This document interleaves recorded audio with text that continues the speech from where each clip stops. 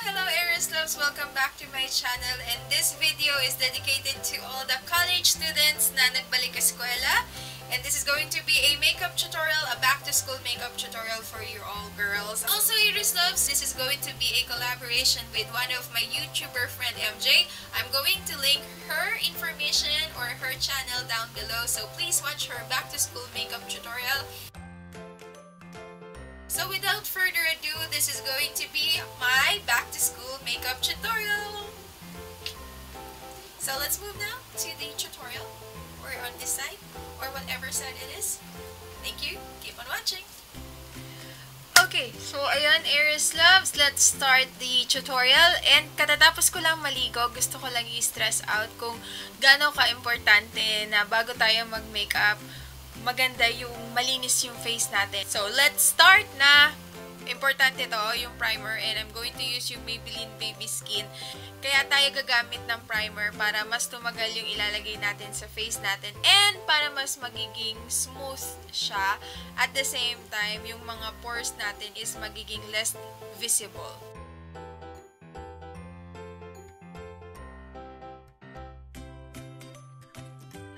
Na may mga dry patches dito sa gilid ng ilong, dito sa gilid ng lips, tsaka dito sa may kilay, I suggest gamit kayo ng moisturizer. And for me, I'm going to use my Nivea.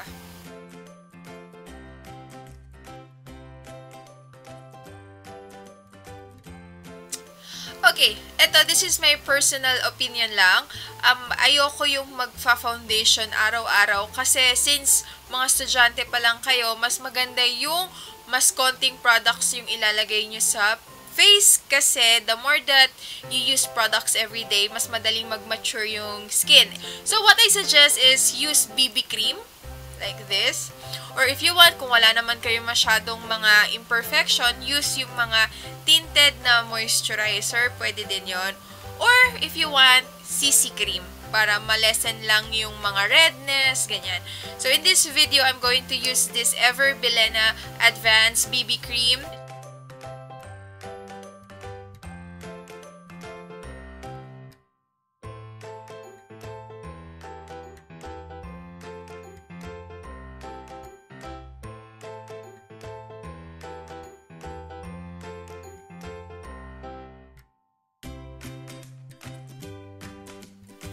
And I don't suggest na maglagay kayo, di ba sabi nila pag naglagay kayo ng foundation, dapat dito din sa neck. I don't suggest na maglagay kayo ng BB cream sa neck because, syempre, nasa school, lalabas kayo sa kantin, maaarawan kayo, may tendency na magpawis yung leeg nyo and magguguhit-guhit siya.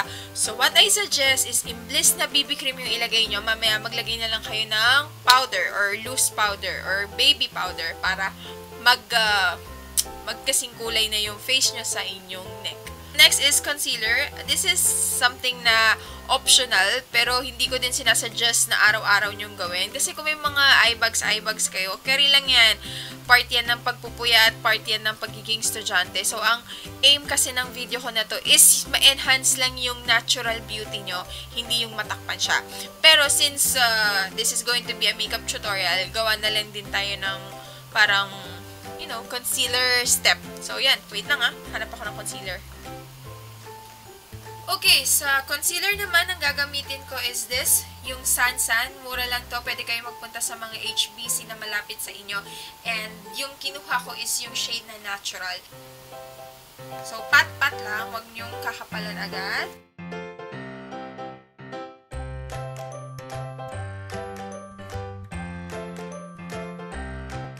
Okay, let's now move on sa eyebrows. Hindi muna ako maglalagay ng setting powder para hindi magkiki. Hayaan muna natin matuyo yung mga nilagay natin sa face natin. And for my eyebrows, ang gusto ko is yung very light lang. As much as possible, mas gusto ko nga yung totoong eyebrows lang natin. Pero kung gusto nyo, since college na, since nagdadalaga na, ganyan, gusto nyo na syempre mag-explore.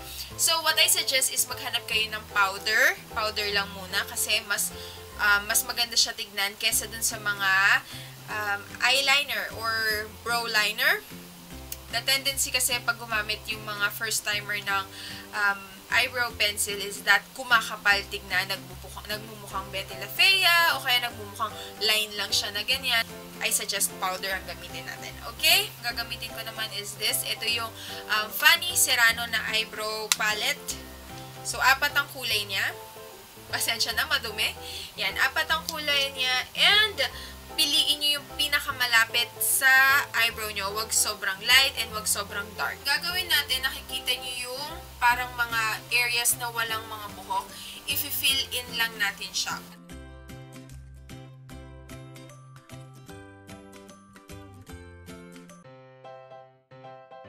Another optional, hindi naman to required na masyadong required. Kung gusto nyo mas tumagal yung pinaka pag-tame ng eyebrow natin, pwede kayong gumamit ng ganito. So, ang purpose naman nito is para siyang gel sa buhok. Kept in place niya yung mga buhok ng eyebrow nyo. Kung wala kayong ganito, I'm going to use, by the way, is e.l.f. Treat and Tame. Eyebrow Treat and Tame by e.l.f. Pero pag wala naman kayong ganito, pwede na yung clear mascara. Alisin natin yung mga excess para hindi siya magmukhang makapal. And isuklay lang natin siya sa ating kilay.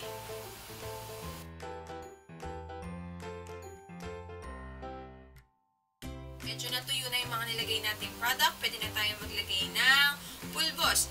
Pwede kayong gumamit ng loose powder. Mas preferred ko to kasi mas madali siyang i-apply lalo na sa mga beginner. And ito ang masasuggest ko, loose face powder. Bali, pulbo to na may kulay. At nabili ko to sa may red logo, pero marami din kayo makikita sa Nichido. But in this video, ang gagamitin ko is this one. Ito yung Maybelline Super Fresh na foundation, and I'm in the shade Honey 04. Magandang gawin is damp pag ganito. Huwag yung pa-strict kasi magmumukha siyang makapal and hindi siya magmumukhang natural. Halatang halata na meron kayong foundation. So, damp-damp. Medyo diinan nyo para i-absorb yung product ng inyong balat.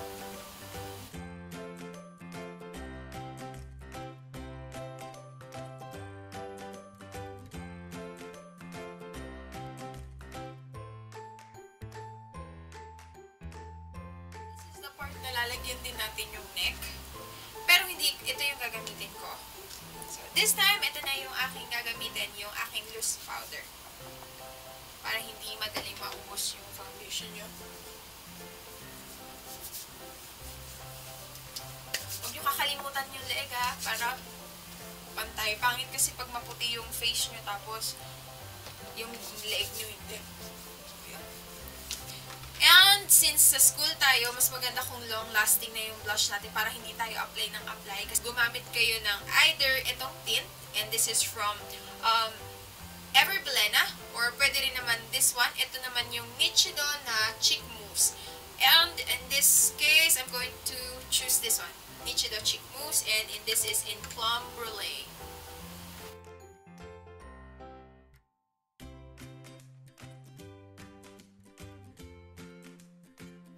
Let's move now to the next step. This is also optional, pero kung gusto nyo, pwede. Kung ayaw nyo, okay lang. And this is contouring and highlighting. And hindi na ako gagamit ng brush, huwag tayong mag-alala. And I'm going to use this. Ito naman yung nabili ko sa may Daiso. Pero pag wala kayong nahanap, pwede din eyeshadow. Basta it is 2 to 3 shades darker than your skin tone.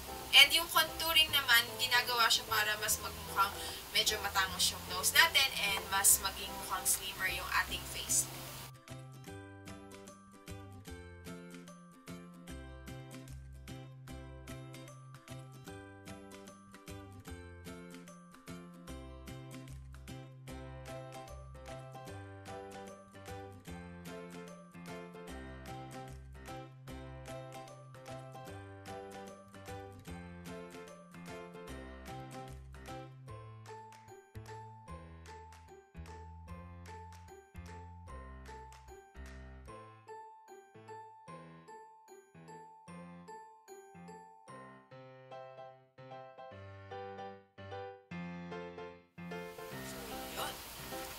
Okay, let's now move on dito naman sa eyes, eyeshadow, and everything.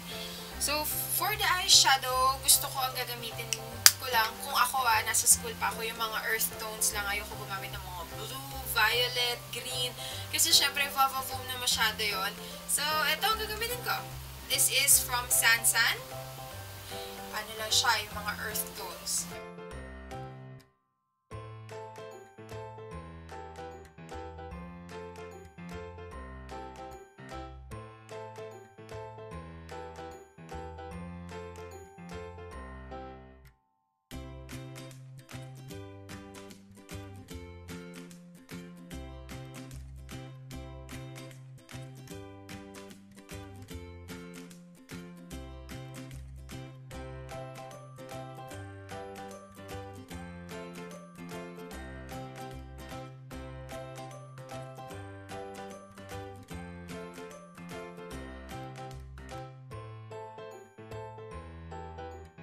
To line our eyes very thin lang. I'm going to use my Sansan waterproof eyeliner and hindi ako gagamit ng black para mas magmukha siyang natural. Ang gagamitin ko is yung brown.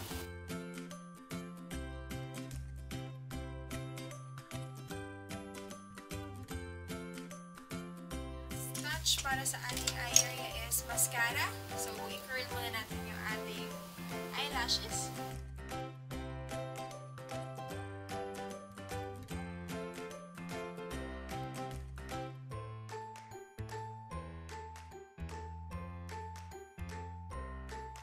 Also, kung gusto nyo mas mukhang awake yung eyes nyo, pili kayo ng, wag yung white kasi masyado siyang kitang-kita. Pili kayo ng beige na eyeliner, yung parang ka-color lang ng balat. And lagay nyo siya as a eyeliner.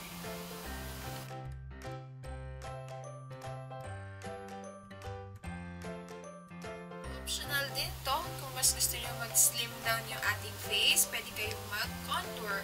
So, gagamitin ko is kung ano lang din yung ginamit ko kanina sa ilong ko. And I'm also going to use only my hands. So, ganyan lang tayo.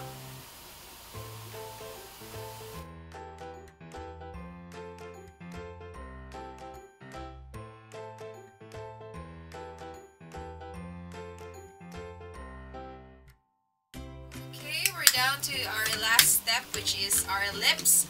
Ang gagamitin ko, ayokong gumagamit sa school ng lipstick kasi it tends minsan na pupunta sa teeth o kaya pag kumakain, nawawala na. So, ang gusto kong gamitin sa aking lips is this one. Itong Ever Bilena na Lip and Cheek Stain.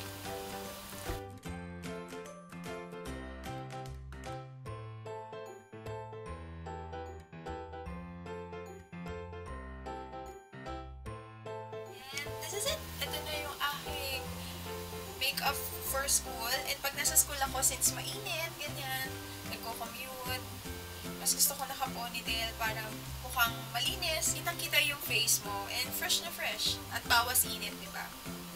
So, ayan, dearest loves. Ito yung ating simple na back-to-school makeup tutorial.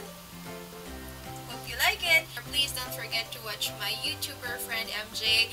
This is a collaboration video with her.